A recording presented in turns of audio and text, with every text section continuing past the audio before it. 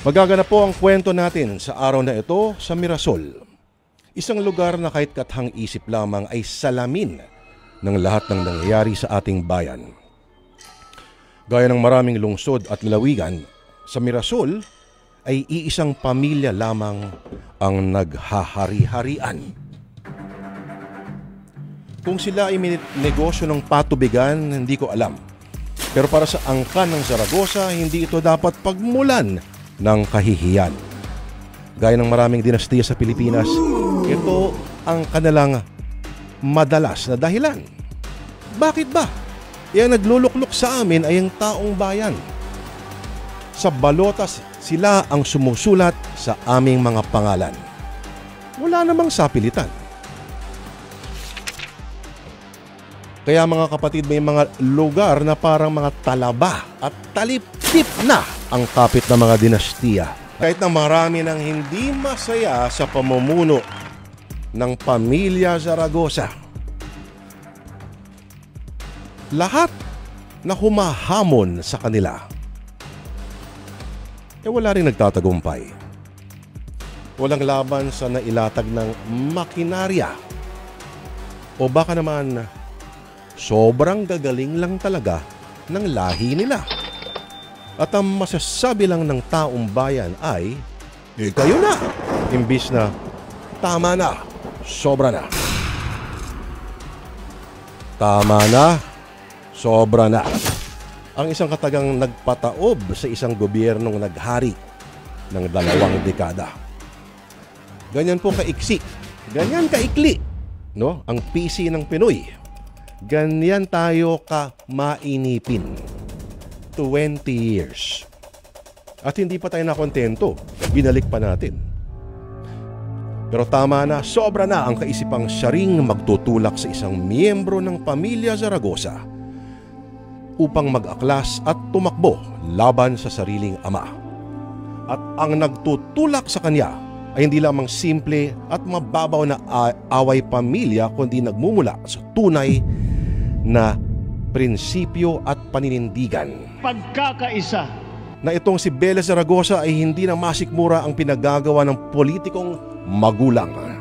Simulan na natin mga kapatid sa Sana Lourdes, ang dulang napapanahon. Ang sinulat ni Macris Magboo Orpilla na suwak na suwak.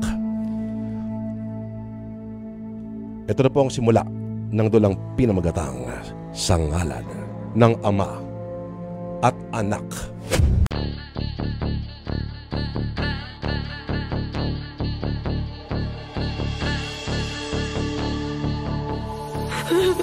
Tigil mo sa aming ang kotse! Bababa ako!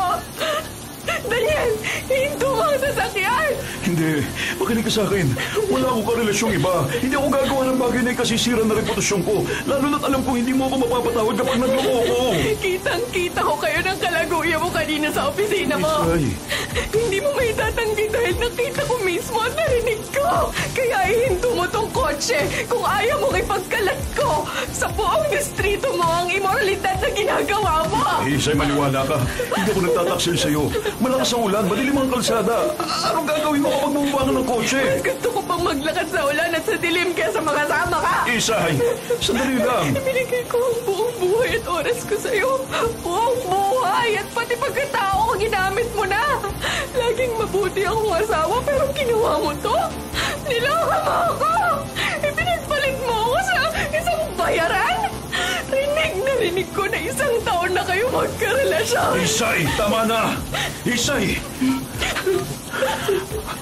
Anong ginagawa mo? Sino tinatawagan mo?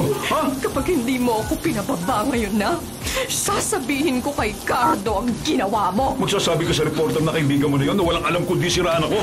Para ano? Para tuloy ang mabahiran ng kontrobersya ang pangalan ko? Itigil mo yan. Akin yung sabi. Akin yung sabi. Ikaw ang sumira sa sarili mo. Ikaw ang sinungaling. Simula nang pasukin mo yung trabaho mong yan, nagbago ka na. Wala ka nang kahit katiting man lang na moralidad. Ihinto mo yung kotse. Hinto mo. Yung ba talaga ang gusto mo? Ha? Yan ba gusto mo? Sige! Bumaba ka! Baba! Hindi kita mapapatawad. Ano yun? Isan!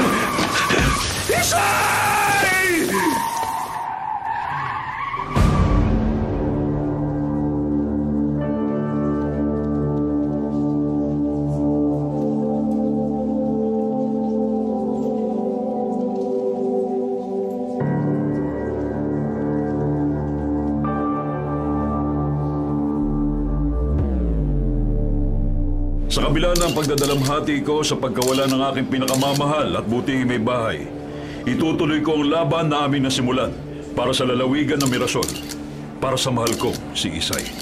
Ngayong wala na si Mrs. Isadora Zaragoza na nagpabango ng pangalan mo bilang isang mayor at ngayon ay kandidato para sa pagiging kongresista, sa tingin mo ba'y mananalo ka sa laban? Nawa, suportahan pa rin ako ng mamamayan ng ating lalawigan, ng ating distrito, upang maprotektahan ko ang legacy ng aking asawa na naging aktibo sa social works at iba pang proyekto na pampamayanan. Hindi man magiging madali ang laban, ngayon na mag-isa na lang ako, sana kayo ng mga mamamayan ng Mirasol ay bigyan pa rin ako ng pagtitiwala upang bukod sa pagiging haligi, ako rin na magsilbing ilaw na magiging instrumento upang mas mapaunlad at magliwanag pa ang buhay ng ating bayan.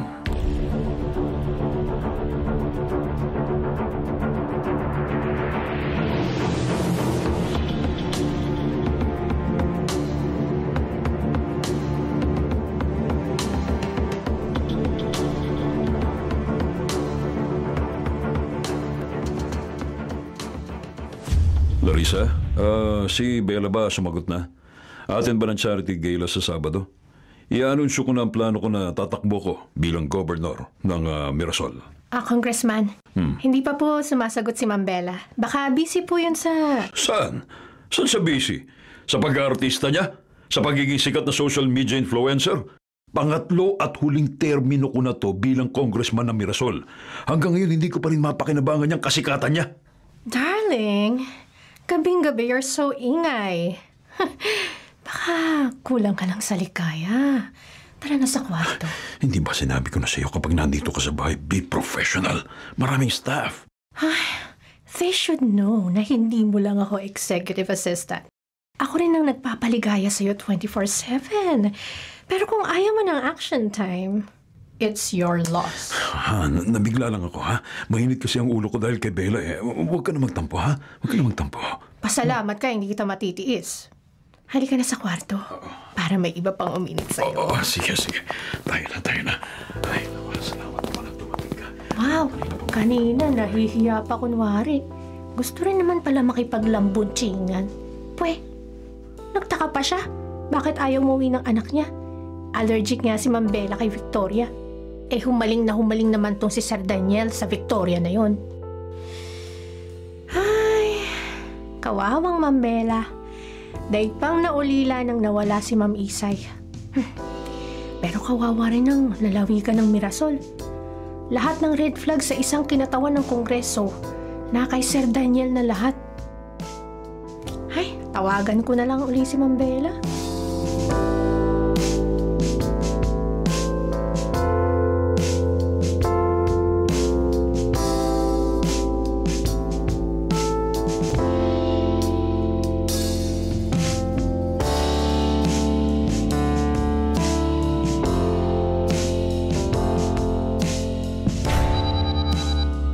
Larissa, hello.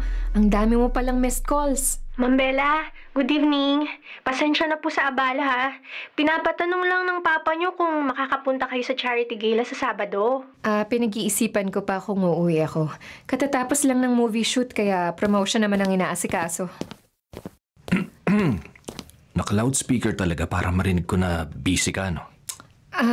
Larissa, sabihin mo na lang kay Papa na hindi pa ako sure. Sige po. Kumusta naman si Papa? Same old, ma'am. Yung Victoria, andyan pa rin ba sa bahay?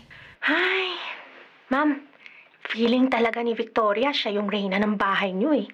Actually, feeling reyna siya ng buong Mirasol. Lantaran ng kakapalan ng muka. Feeling first lady. Ay, sana pala hindi na lang ako nagtanong.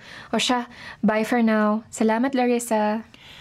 Pinainit mo na ang ulo mo. Bakit kasi tinanong mo pa yon? Bored ako. At gusto kong mabuisit. Huwag mo ako'y damay sa inis mo. Uy, gutom na ako. May pagkain ba? Wow, David. Bahay mo? At home ka? Napagod at nagutom ako sa biyahe.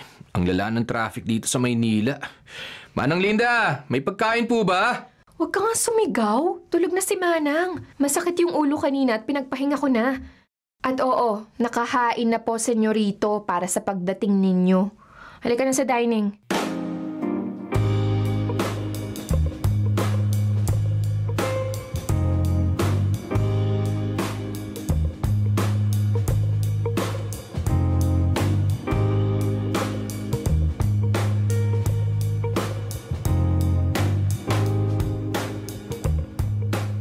Hindi ka pa nakontento sa text message, chat at mga tawag. Hindi ka talaga nakatiis na hindi ako puntahan. You need me so badly? Bakit parang may mali siyang pagkakasabi mo? Baka ikaw lang yung may mali siya. Kapal mo, ha? Ano to, incest? Huwag mo nga ako masibling zone dyan. Kinakapatid mo lang ako. Nandito ako para sa future mo. Future ko? Basta, para sa future natin. Napag-isipan mo na ba? Kaya hindi ka magkaka-girlfriend eh. Mas invested ka pa sa buhay ng iba kaysa sa buhay mo. Masyado mong isinasabuhay ang pagiging sociologist mo. Bella, you know why I'm here. Hindi mo na pwedeng ipagwalang bahala ang lahat. Things are getting out of hand sa Mirasol. Isa pa, marami na akong pruweba na naipakita sa'yo. Eh bakit hindi na lang ikaw ang tumakbong governor? Bakit ba ako pa ang pinipilit mo? Gwapo lang ako, matangkad at matalino. Pero kapag tumakbo ko, walang papansin sa akin. Wow, sa self-confidence, winner! Seryoso ako. Ikaw lang ang makakatalo sa tatay mo, Bella. Ay, kahit magkagalit kami, hindi ko pa rin tatalikuran na isa akong Zaragoza.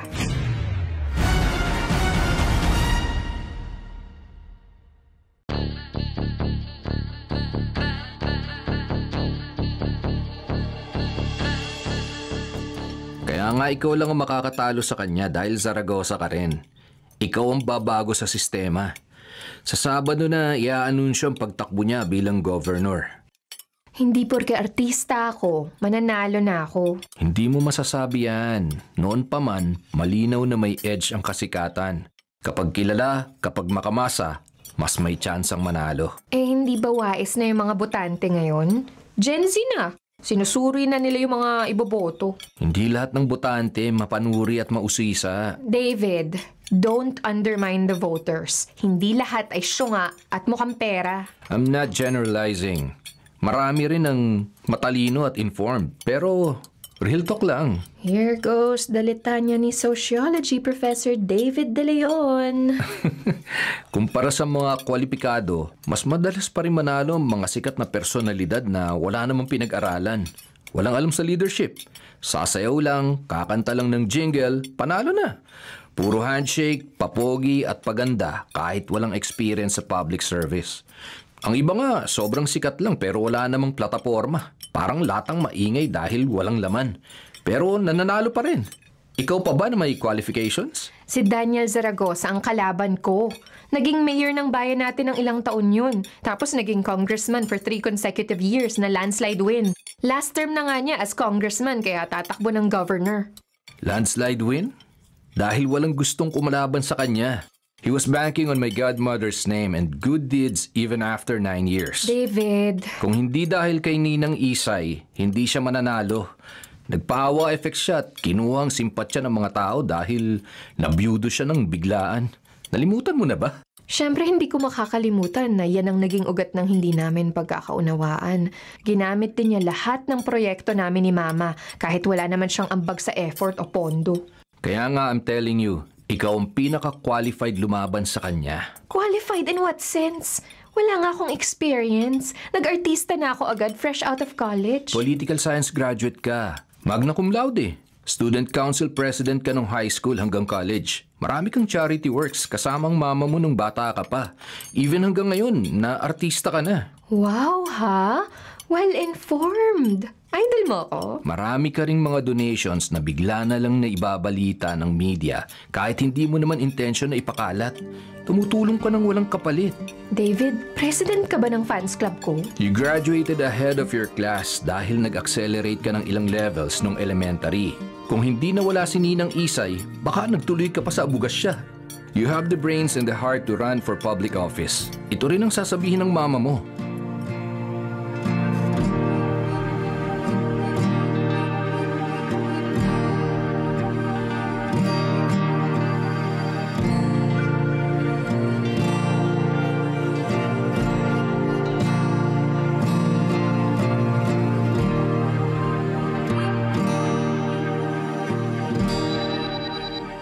Tay, hello. Gabi na ho. Tumawag pa kayo. Kakauwi ko lang kasi. Kumusta si Bella? Okay naman pero matigas pa rin ang ulo. Anak, huwag ka masyadong paladesisyon sa buhay ni Bella. Yan din ang sabi ng nanay Concha mo. Tay, hindi ako pala desisyon. I'm giving her options. Isang option lang ang ipresenta mo sa kanya at mahirap para sa kanyang gawin yun.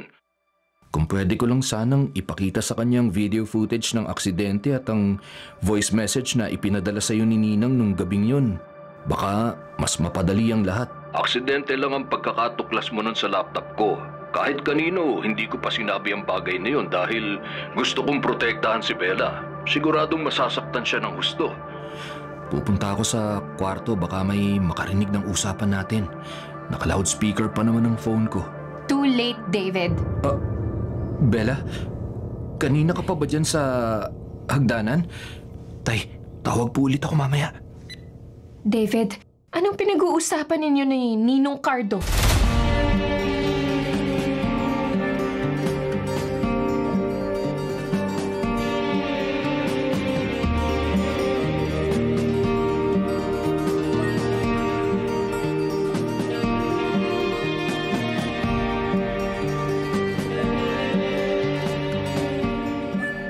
Sasabihin mo ba sa akin o tatawagan ko si Ninong Cardo para sa kanya ko itanong? We're trying to protect you. 26 anyos na ako. I can protect myself. Isa pa, kung huling boses ng mama ko yon, I want to hear it. I want to know what happened that night. Ang gabing bumago sa buong buhay ko. David, please, tell me. Bella, alam mo namang hindi ko kayang umiiyak ka. Tell me.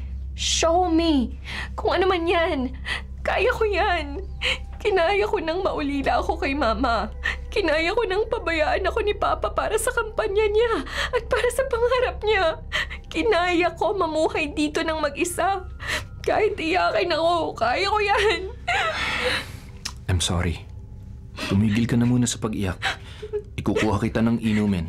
Maupo ka rito sa sofa. Ayoko ng tubig. Ang gusto ko, malaman kung ano ang pinag-uusapan niyo ni Ninong Cardo kanina. Tungkol kay Mama. Tell me everything, David.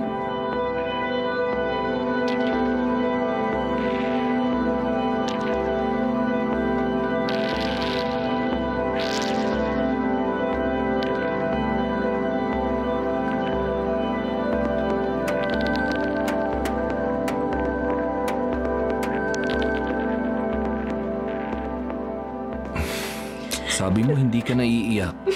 Uy, Bella, come here. 1 taon niyang niloko si Mama. O baka nga mas matagal pa eh. Habang abala si Mama sa maraming bagay na makakatulong sa mga kababayan natin. Habang busy siya, alagaan kami ni Papa. Nang bababae pala siya. Nag-away sila kaya bumaba ng kotse si Mama. Kasalanan ni Papa kaya nasagasaan ng Mama ko. Hindi pa siya nakontento sa ginawa niya. Pagkalibing ni Mama, nagpanggap siyang kailangan niya ng executive assistant na stay in sa bahay. Yan pala. Bella. Kawawa naman yung Mama ko, David. Baka hindi siya natatahimik dahil sa pinaggagawa ni Papa. Pero Bella, aksidente pa rin ang nangyari. Madilim at walang poste ng ilaw. Malakas ang ulan na kahit naka-high beam ang kotse, hindi agad nakita ng driver na parating ang pagtawid ni Ninang. Hindi mangyayari yun kung hindi ng babae si Papa. Kung masaya silang umuwi ng Mama ko galing ng opisina, hindi mangyayari yun. David, don't even think about rationalizing that to me. Malinaw na malinaw sa akin ang totoo. Magbabayad sila.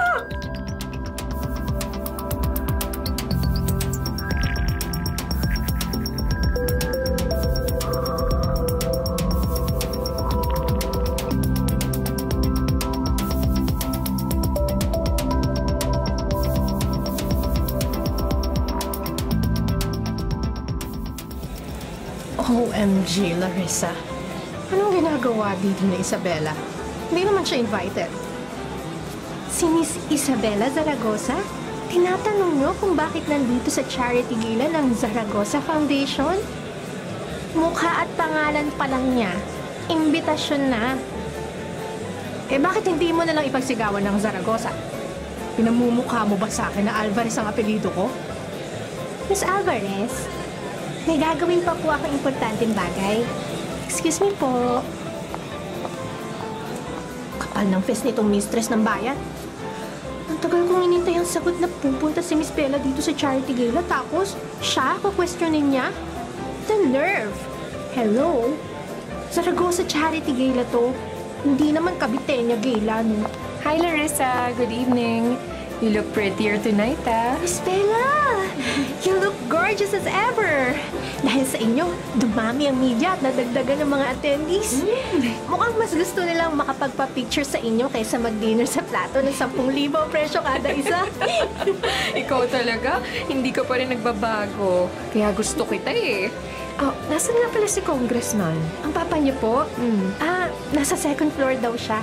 Kapag tinawag niyo raw ang pangalan niya for his announcement, saka siya bababa para daw sa grand entrance effect. Sus, ano siya, debutante? Kaloka?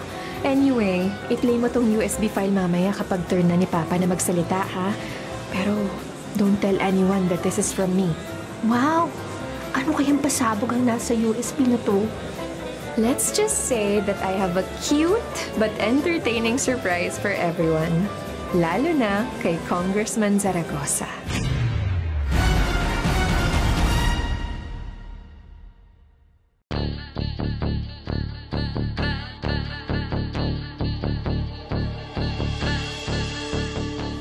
Magandang gabi po sa inyong lahat. Welcome to this meaningful night of generosity, unity, and purpose. On behalf of my mother's beloved Zaragoza Foundation, thank you for joining us to support the scholarships for underprivileged youth. To give us a few words of inspiration, here is someone who dedicated his public service to uplifting lives. Let us warmly welcome the Honorable Congressman Daniel Zaragoza.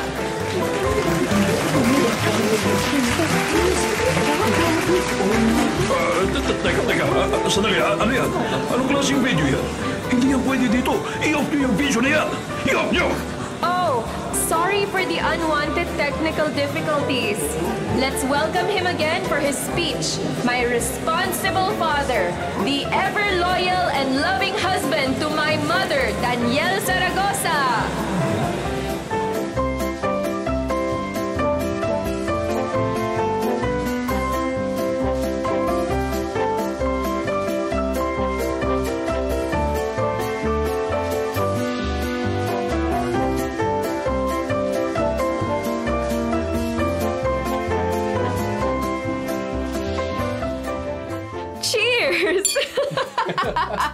What a night! Paano kapag nalaman ng papa mo na ikaw pa mismo nagpa-edit ng video na yon? Well, I don't care. What's wrong with it? Naligaw na video lang naman ah. Trapo jingle and video lang naman yun. It's like a rag advertisement. Commercial para sa mga trapo? Traditional politician na parang maruming basahan rin. Ginagamit, luma at hindi nakapaki-pakinabang. Tapos ang background chant ay trapo, na paulit-ulit. Hindi ba ang saya? It was all there. Malinaw ang lahat kung bubuksan nila mga mata nila. Maduming basahan na katabi ng bigas, canned goods habang tag-araw. Tapos biglang nag-transition at naglaho ang basahan ng umulan. Tapos ang daming maduming basahan na may nakapatong na kamera. May spotlight pa. Malinaw ang video ko. Say no to trapo, and my father is the perfect example. Puro pa pogi, puro pa picture. Kapag walang sakuna, very active. Kapag oras na ng bagyo o kalamidad, nawawala na. Mukha namang nagets niya ang theme ng video na yon. It may be short pero na-achieve mong gusto mo. Nagbulungan ng mga tao at hindi nakapag-anunsyo ang papa mo na tatakbo siya bilang governor. Yep. So, what's next? Bilang ikaw ang #1 fan ko at ideya mo naman talaga lahat-lahat ng to, anong gagawin nating sunod? Habang naghihintay tayo sa filing of Certificate of Candidacy, let's plan everything. Okay, pero kumain muna tayo. Lumalamig na tong pizza. Salamat sa inyo ni Ninong Cardo sa pag-ampon sa akin ngayong gabi. Ayokong makitulog sa bahay ni Papa. Ni ayokong makita ang anino ng kabit niya. Of course, what's mine is yours because in the future, you'll be mine. Teka, correction. Hindi lang ako #1 fan mo, Bella. Ako na rin ang... Ang ano? Akong campaign manager mo.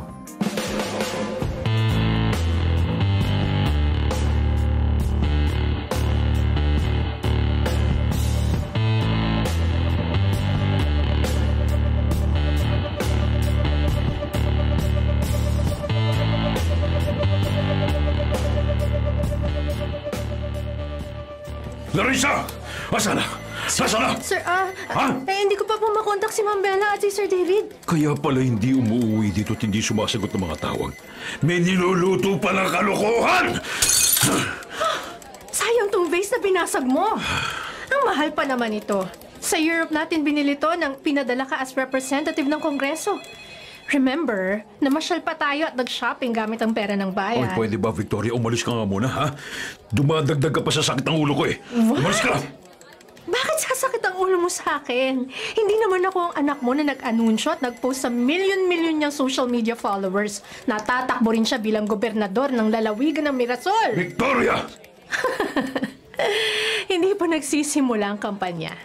Hindi ka pa nagiging gobernador, mamamatay ka na sa stress. Don't tell me, magpapatalo ka sa anak mong artista. Shut up! Larissa, gusto ko na lahat ng impormasyon tungkol kay Isabela. Buong profile. Kailangan makita kong kahinaan niya. Let's use that to our advantage. Lahat ng information, school, course, hobbies, lahat! Baka gusto mong itanong, Larissa, bakit nagpapaimbestiga si Daniel? Siguro kasi simula ng mawala ang asawa niya, wala na rin siyang alam tungkol sa anak niya. He doesn't even know his one and only daughter's academic qualifications. Pero tanungin mo si Daniel kung anong paboritong brand ng pabango ng presidente ng Pilipinas o ng libangan ng mga senador na kaalyado niya. Alam niya. Admit it, Daniel. Ang alam mo lang, lahat ng makakatulong sa kampanya mo at sa posisyon mo. Victoria, alam mo, hindi ka nakakatulong, ha? Hindi ka tutulong sa kampanya ko. Kung wala ka rin naman magawang matino, umalis ka na sa harapan ko, ha? Umuwi ka na sa bahay! Ako pa ang walang magawang matino? Oo! You're stupid, Daniel! Dahil hindi mo alam na ako ang may utak sa lahat ng tagumpay mo. Simula nang mawala sa landas ko si Isay, hawak ko ng lahat-lahat sa'yo.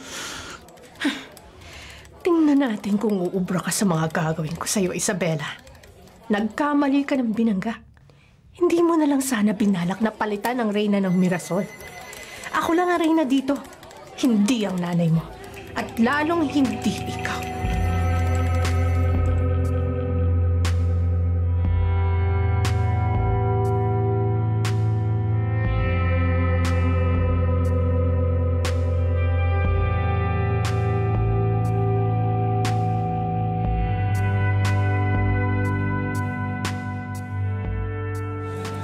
Miss Bella, ano nagtulak sa inyo upang tumakbo bilang gobernador ng lalawigan?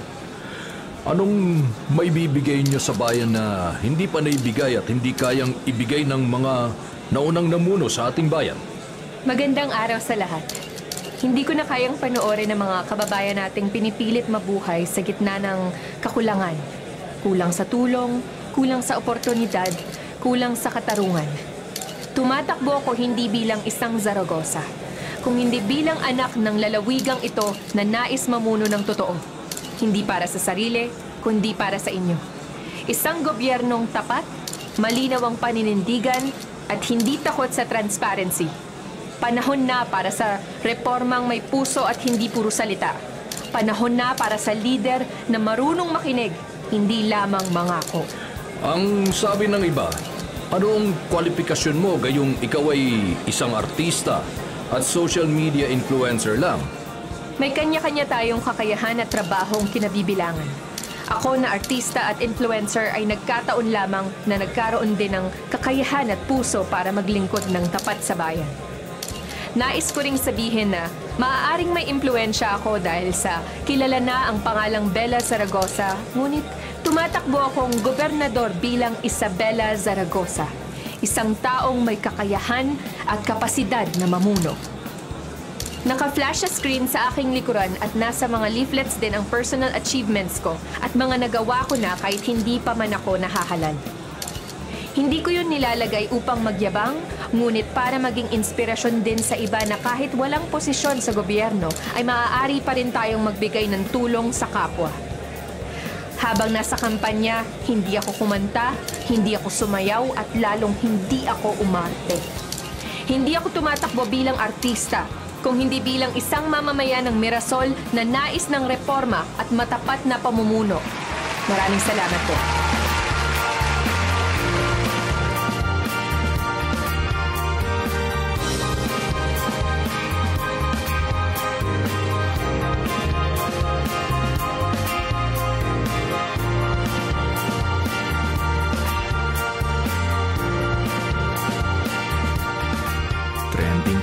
yan, Bella.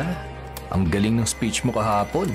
Kahit hindi kayo nag-practice ni tatay, plakadong mga sagot mo. Dahil hindi naman pageant yun para pagpraktisan. Ang sagot ko galing sa puso. Hindi dapat pinag-iisipan. Kaya nga proud ako sa iyo eh.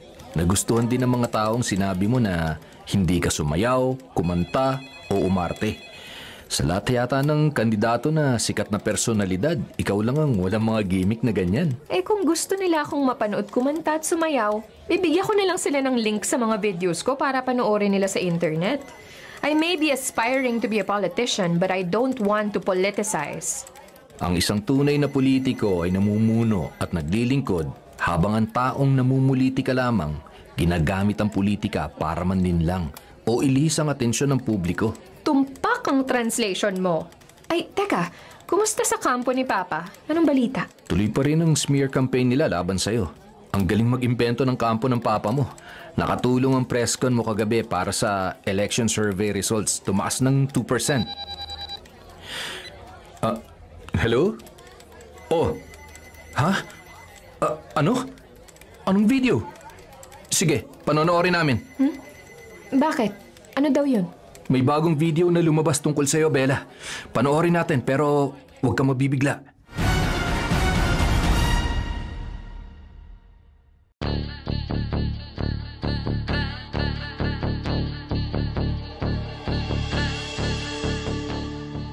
Bella, okay ka lang? This is absurd! Pinagkakagastusan nilang magbayad para gawan ako ng hate campaign? Wala silang gaanong naipatupad na batas pero ngayon sobrang creative nila at full of ideas? Bella, naluluha ka na. Hindi ako iiyak, David. I won't give them the satisfaction. Pero galit ako. Galit na galit ako. Hindi na smear campaign to. Minamanipulate nila ang isip ng mga tao. This isn't even about me anymore. This is obsession. Obsession for power over others. Una, nahack ang social media accounts mo at biglang may mga post ng malalaswang photos na edited lang naman lahat. Sunod, may deepfake o mga peking inimbento din na videos na ipinapakitang may mga inaapikang staff at mga street children. Not to mention, ang paborito ng bayan na sinigawan ko at sinipa pa si Papa. Tapos yung setting, nasa bahay kung saan nakatira yung kabit niya. I haven't even been there since a week after my mother passed away. Ngayon, ito pa ang pinakamalala. Paano nila naiisip ang mga ganito? Itong... Malaswang skandal? May mga comments pa from hired internet trolls na kesyo hindi raw ako nagbe-bedseen nung artista ako. Pero sa totoong buhay daw pala, makatipa ako sa higad. Kesa sa troll farm sila, sana sa totoong farm sila nag-work para may silbi naman sila sa mundo.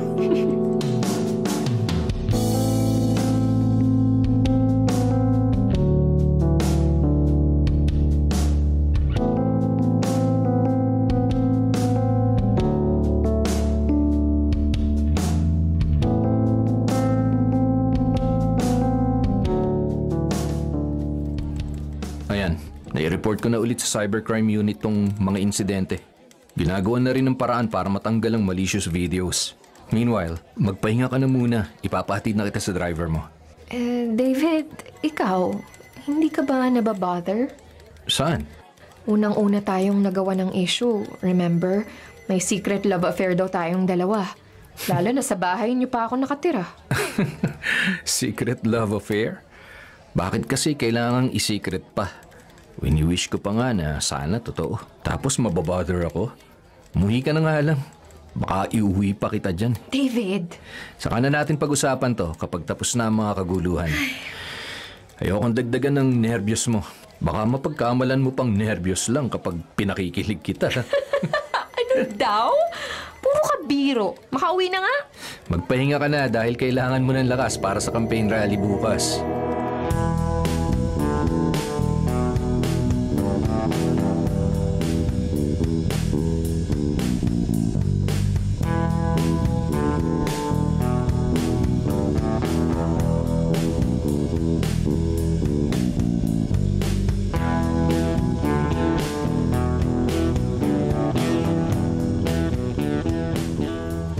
Ma'am Victoria, nasa meeting room na po yung mga pinapatawag niyong coordinators.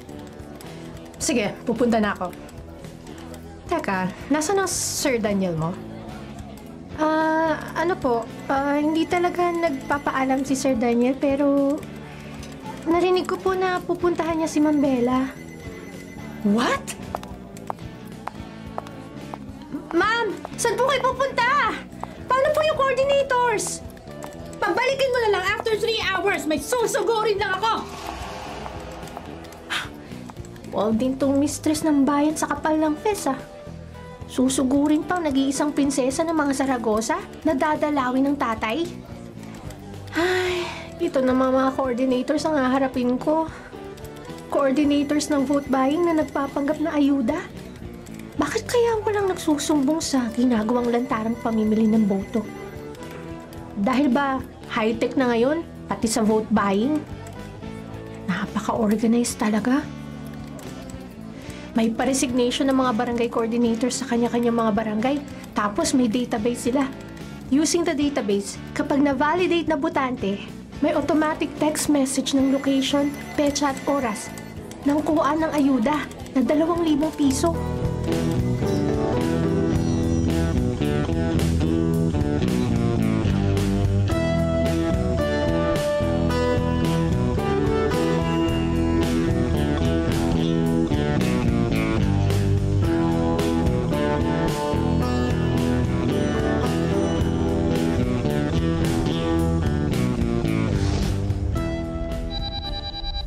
Hello, Larissa? Naka-istorbo ba ako? Ako, ma'am, hindi po. Bakit po kayo napatawag? Andito kasi sa bahay ni David ang kotse ni Papa eh. Anong meron? Bakit ako dinadalaw? Baka po nag-aalala sa inyo si Sir Daniel. Napapansin ko tuwing may lumalabas na smear campaign tungkol sa inyo, hindi po siya mapakali. Sige, kakausapin ko na lang. Salamat. May itatanong pala ako pero huwag ka sanang magagalit or ma-offend, ha? Ano po yun? May nakapag-tip off kasi sa amin sa vote buying na ginagawa sa mga barangay. Alam mo na, I'm trying to look for proof sana. Nako, ma'am. Alam niyo naman po na chuchu lang ako at madaldal. Pero kahit alam kong mali, hindi ako pwedeng maging whistleblower. Hindi kaya ng bulsa ko na mawalan ng trabaho. Larissa, if you want to switch sides, sabihan mo lang ako. Gagawan namin ang paraan ni David pati yung trabaho mo. Hindi mo kailangang isakripisyo ang prinsipyo, paniniwala at konsensya mo para magkapera, Larissa. Ma'am, alam natin na unang senyales ang vote buying ng tiwaling pamamalakad. Babawiin ng mga nahalal ang perang ipinamudmud nila. Imbis na sa mga infrastruktura, medical, edukasyon at ipapanggastusing pang-community. Ibubulsa nila ang pondo ng bayan para mabawi ang mga nagastos nila sa eleksyon. Ang mga buwaya lang ang makikinabang, Larissa. Think about it. pag-iisipan ko po, ma'am. Pasensya na po. Basta, tumawag ka lang kapag nakapag-decide ka na. O sige, bye, Larissa.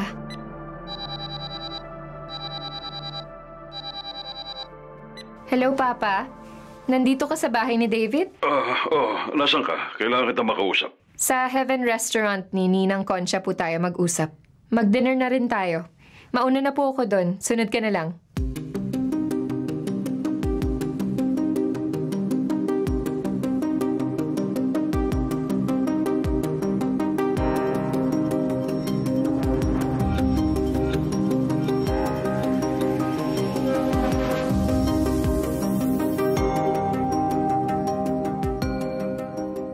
Bakit ninyo ako sinadya sa bahay? Teka. Walang kumustahan? Tanong agad? Ayoko lang nagsasayang ng oras. Masyado ng maraming oras na nasasayang ang team ko sa paglinis ng mga smear campaign at hate train ng kampo mo. Kaya nga ako nakipagkita sa'yo eh. Para ano? Para sabihin tumigil ka na.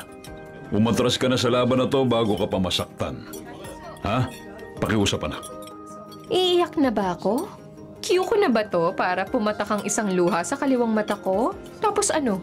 Hahawakan ko mga kamay mo at hihingi ako ng tawad sa pagsuway ko sa'yo at pagkalaban ko sa posisyong gusto mo? Isabela! Hindi ako scriptwriter. Hindi rin ako direktor at ngayon, mas lalong hindi ako artista. Papa, totoong tao ako ngayon na nakaharap sa'yo. Ikaw, totoo ka pa ba? Matapos ang lahat ng pinaggagawa mo? Isabela! Hindi kita pinalaking bastos! Sa tingin mo, may moral qualification ka pa para pagsabihan ako sa kabastusan, Papa? Ama mo pa rin ako, Isabela. Kahit pabalik-baliktarin mo ang mundo, ako pa rin ang ama mo! Kaya ako nga ginagawa to eh. Dahil tatay kita. Gusto kitang ilayo sa immoral na kabit mo na rena-renahan dito sa Mirasol. Gusto kong iligtas ang bayan na to at ang kaluluwa mo na papunta na sa impyerno! Sinampal mo ko? Sumusobra ka na eh. I'm sorry, nabigla lang ako. Sorry. Alam mo pa, gusto kitang proteksyonan dahil tatay pa rin kita. Kahit galit ako sa'yo sa ginawa mo kay Mama. Sinubukan kong maging malumanay at huwag gumawa ng hakbang na tuluyang magpapabagsak sa konting dignidad na meron ka. Isabela, tama na. Pero sa ginawa mo ngayon, Papa, ito todo ko na ang laban ko. Teka. Pasensyahan na lang tayo, Pa. Anak. Tandaan mo kung sinong pinili mo. Sana lang hindi mo pagsisihan to.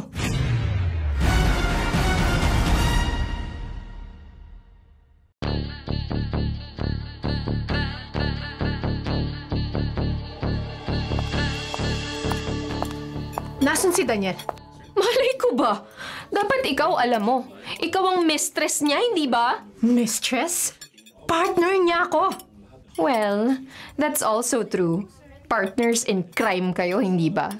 Nakakapagtaka lang na wala naman dapat say ang isang kongresista sa procurement ng local government. Pero ikaw na partner niya, may direct association sa lahat. Amazing ka talaga! Bravo! Hindi ko alam ang sinasabi mo. Huwag mo nga akong palakpakan.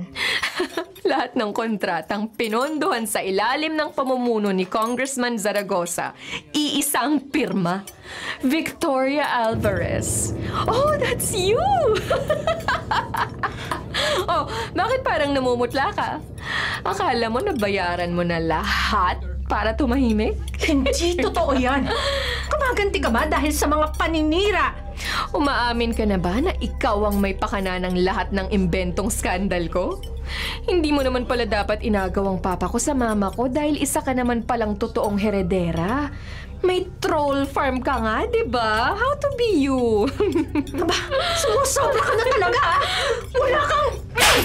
Isang tao pala ang nakasampal sa akin na hindi parte ng isang eksenang may mahal na talent fee. Kung gusto mong sumunod, magbayad ka na ng hourly rate ko. Buisit!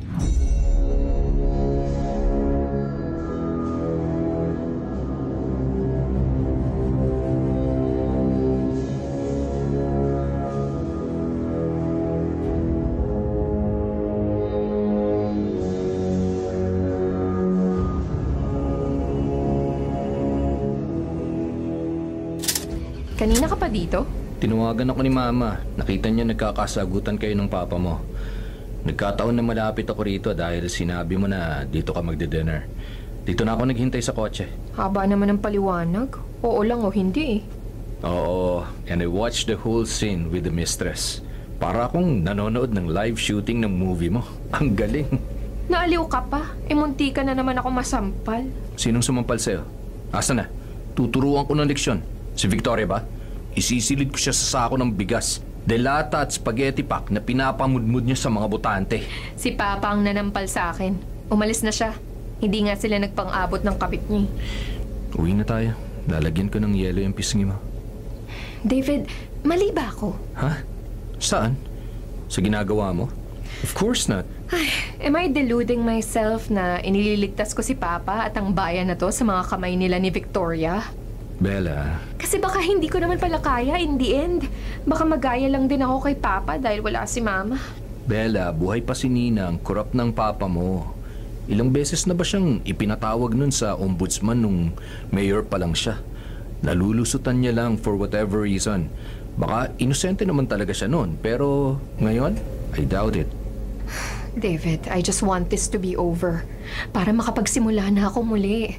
Itong journey ko to public office. Madugo man, pero I realized something while meeting other people eh.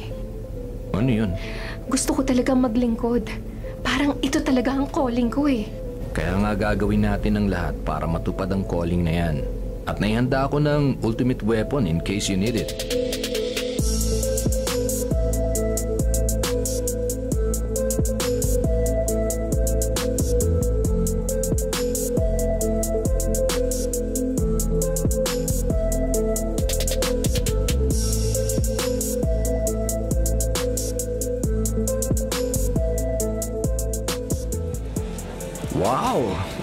kongresista ka ang tunay. Mga friends mo pa lang parang star-studded ng campaign rally natin. Kumpletos ricados pa. May singer, dancer, may nag-magic tricks pa. Bakit parang sa kanila ka na starstruck? Pag ako nakikita mo, Love-struck. sira. Uy, final event na. Kinakabahan ata ako sa speech ko. Parang minamani mo lang ang public speaking eh. Isa pa, sabi mo nga, galing sa puso ang lahat ng sinasabi mo. No script or kodigo needed. Ang sinseridad ang pinaka-importanting aspeto ng isang kandidato. Ay, I'm just nervous siguro kasi ito ang biggest rally natin at piyestahang bayan pa rito. Ang daming tao. Parang may nagkakagulo. Nagtatakbuhan ng mga tao. Bella! Daba! May gana! Bella!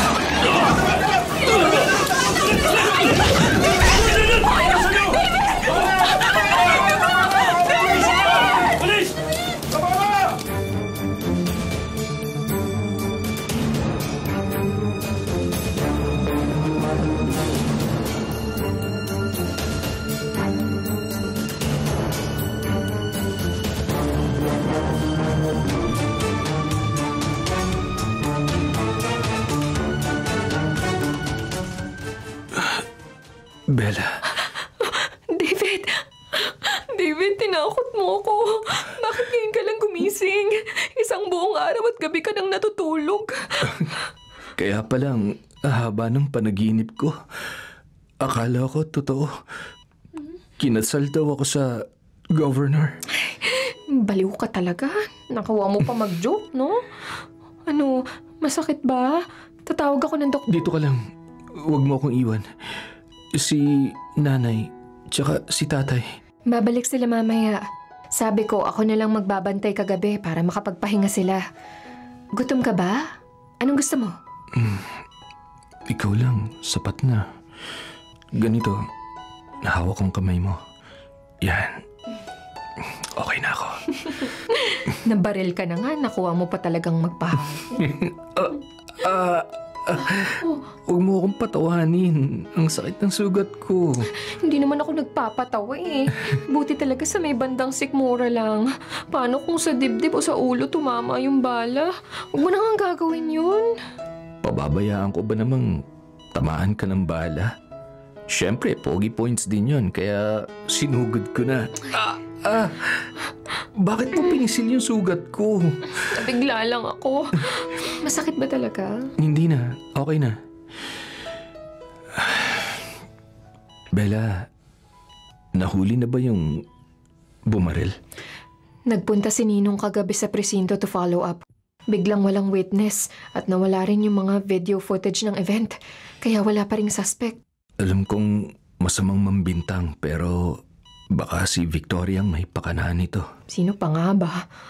Pero David, don't worry. May backup tayo.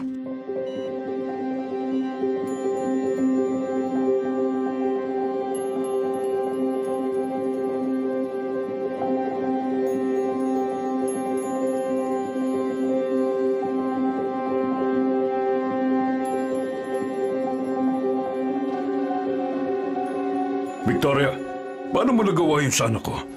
Pinagtangka mong barilin si Isabela? Bakit? Ha? Hindi ba sapat ang perang nakukuha mo sa akin? Gusto mo pa saktan ang anak ko? Oh, come on. Huwag kang ang plastic. Ha? Para kang nagpapanggap na concern ka sa anak mo dahil sa ating dalawa. Ikaw ang kamag-anak niya. Pero anong ginawa mo? Inabandona mo siya. Oy, ano inabandona? Hindi ko inabandona ang anak ko. Kusa siyang umalis. Oh! Tapos nang sinabi ko sa'yo na huwag mo nang pabalikin, sinunod mo naman, hindi ba? Dahil lang sa hindi mo gustong mag-isa sa bahay na to, dahil ang totoo, nagigilty ka pa rin sa nangyari sa asawa mo. Aksidente ang lahat, Victoria. Wala akong kasalanan sa pagkawala ni Isay. Oo, ikaw wala. Pero ako, meron. Sinadya kong makita niya tayo, Daniel. Para hiwalayan ka niya at masolo kita. Ha? Ang kapangyarihan mo at ang pera ng pamilya mo, pati ng taong bayan. Victoria? Well, the rest is history. Now you became mine. At lahat itong kayamanan mo kapag nakulong ka na, mapupunta sa akin. Nailipat ko ng mga properties ng Zaragoza sa pangalan ko. Ang galing ko, hindi ba? Ba't ako makukulong, ha? Ikaw ang mamamatay tao. Pinagtangkaan mo ipabaril ang anak ko. Well, hindi ganun ang utos ko sa gunman. Pinasuko ko siya ngayon at ang mastermind na sasabihin niya, ikaw! Perfect drama! At ako naman ngayon, tatakas na bago pa matiktikan ng mga pulis.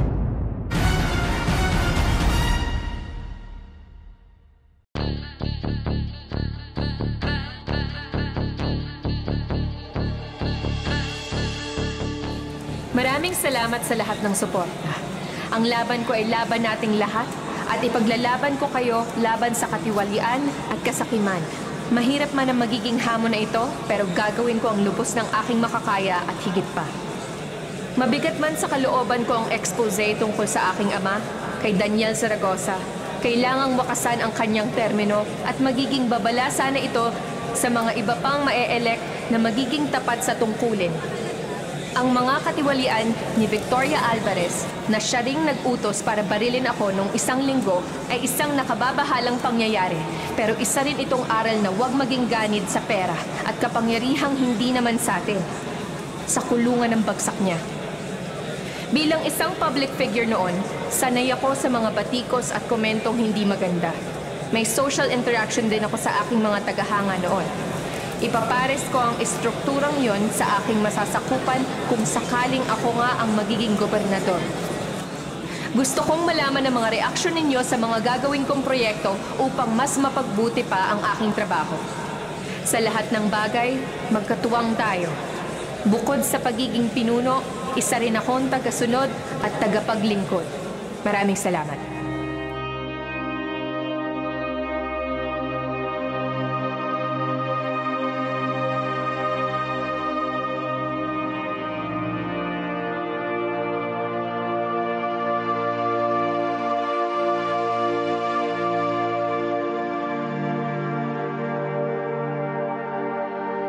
Bella, patawarin mo ko, anak. Nabulagan ako ng kapangyarihan at pera. Kasalanan ko lahat. Buhay pa man ang mama mo, pinagsasabihan na niya akong ayusin ko ang pamamalakad ko, pero naging makasalili ako. Papa, hindi ko gustong makita kang nakakulong, pero kung ito lang ang paraan para manumbalik ang kabutihan ng puso mo at pagiging matapat mong tao. Salamat sa pagligtas mo sa akin sa kamay ni Victoria. Paano mo nga pala nakuha yung mga video footages? Nagbabala noon sila Reza sa akin ng mga posibleng mangyari. Sila Reza, tinulungan din niya kami ni David sa mga ebidensya at sa pagpaplano. Plano? May dalawang backup plan ako. Una, may private investigator akong pinapasunod sa inyo ni Victoria. Pangalawa, sa campaign rally, may nag-set up ng mga mini surveillance cameras na hindi alam ng iba. Ang talino mo, tanggalin mo sa mga bagay-bagay. Sana magamit mo na maayos sa paglilingkod mo sa bayan. Opo, Papa. Gusto ko maging proud sa akin si Mama. Kaya mo, anak. Magbabago na ako. Para sa inaharap, maging proud din kayo ng mama mo sa akin.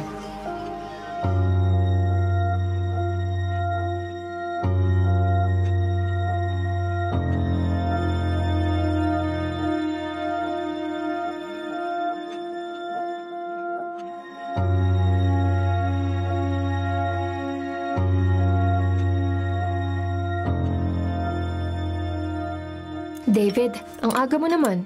7:00 pa lang 9 o'clock pa tayo sa Kapitolyo. Gusto kitang makita para maaga ring magliwanag ang buhay ko. Ewan ko sa'yo.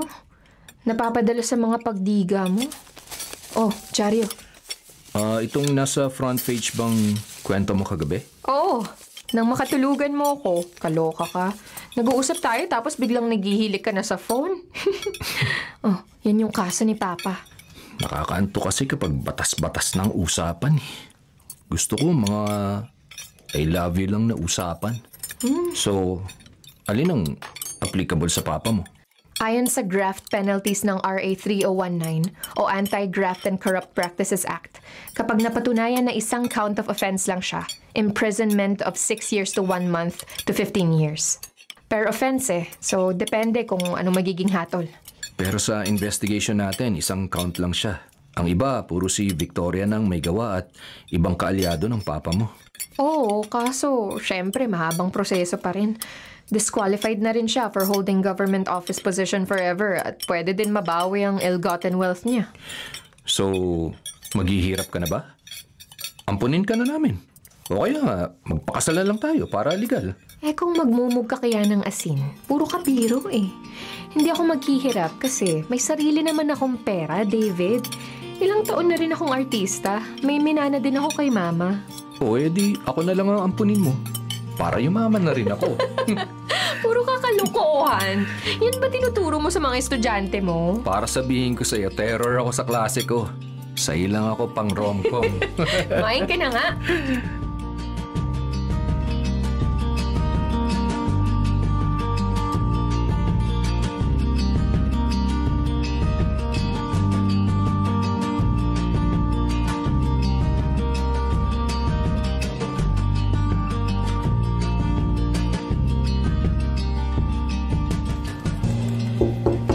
Bella, nandito na po si Sir David. O sige, papasukin mo na, Larissa. Salamat ah.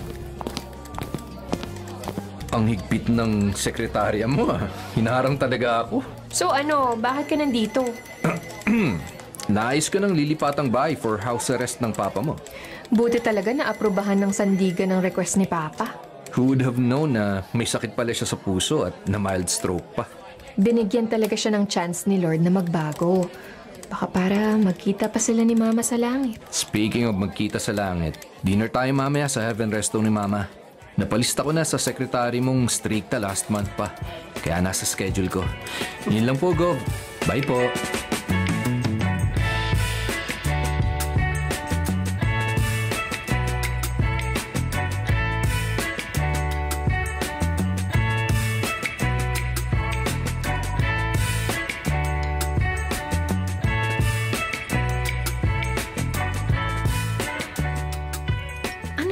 Gimmick nitong David na to. May suot na placard. Ano to, may rally o may protesta? Ano yan? Gov, ikaw ang pinakamatinong leader na nakilala ko. At ngayon, hayaan mo akong buong puso mag-alok na maging bahagi ng Chief of Staff ng puso mo. Ano? Gaya ng full disclosure policy, isinusuko ko sa iyo ang buong budget ng damdamin ko. Walang itinatago. Lahat bukas. Lahat totoo. Gaya ng Republic Act 6713, nangangako akong magiging tapat, maglilingkod ng walang interes na iba, kundi ang kapakanan mo. Ang salin ko, ikaw ang asset at magiging liable ako sa iyo sa lahat ng bagay. At may pagbasa ka ng kodigo dyan sa karatula. Sa ilalim ng RA 9184, hayaan mong sumailalim ang pagmamahalan natin sa bukas at patas na proseso.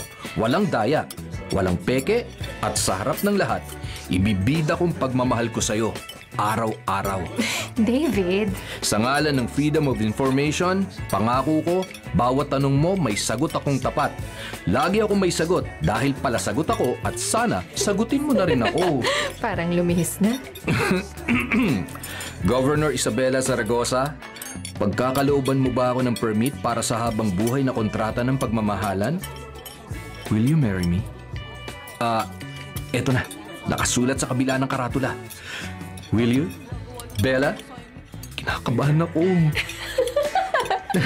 Yes! O, diba? Ang dali lang. Dapat kasi will you marry me na kaagad. Para hindi ka na kinabahan. Totoo? Yes? Oo? You will marry me? I love you, Bella. You love me too? Oo, I love you too. Kaya tara na, kumain na tayo. For sure, nagutom ka dyan sa kalokohan mo.